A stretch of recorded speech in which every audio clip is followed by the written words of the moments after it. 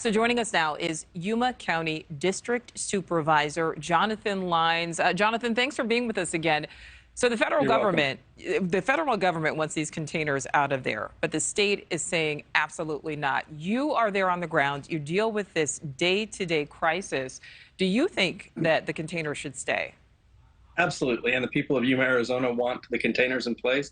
So the residents of Arizona, it's cut down on the gotaways, where we would average about 3,000 gotaways a week. We're now down to about 1,000. So the containers are working. It has given Border Patrol the operational advantage, not necessarily 100% control, but the advantage to corral the people that are coming across and to be able to vet them in a way that allows them to maintain national security.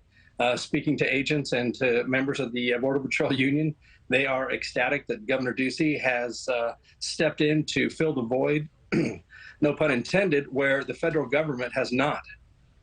Well, so the Biden administration, though, is saying that these shipping containers are against the law because they are on tribal land.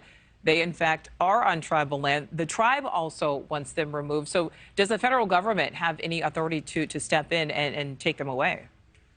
So the containers that mean the most to us are on a levee road, which is not tribal land.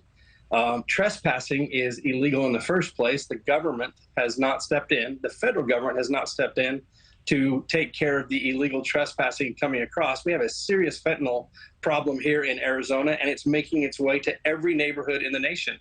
This is where it starts.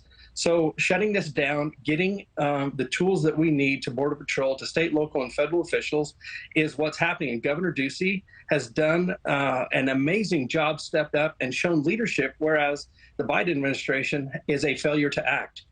So, Jonathan, but what about the containers that actually are on tribal land? Can the government come in and take those out? There seems to be a little bit of a discussion around the containers that are in that area, and it may or may not be off by about 100 yards. But for the most part, that is not the area where we see the majority of the people coming across. It's in that area of Morelos Dam, where basically there was a land bridge. People were dropped off by a bus coming from the Mexicali airport. And those are the containers that absolutely must stay in place until the Biden administration fulfills its commitment made to both the mayor and I of getting that taken care of. They've been telling us that since February, and they have failed to act in these last 9 months. All right. So it's possible they may come in and remove some of them, but I know you're saying that the ones that are most important are not on that tribal land. The state is saying it can't rely on the federal government for border security. It sounds like you are also saying the same thing. We haven't seen any improvements other than what Governor Ducey has done.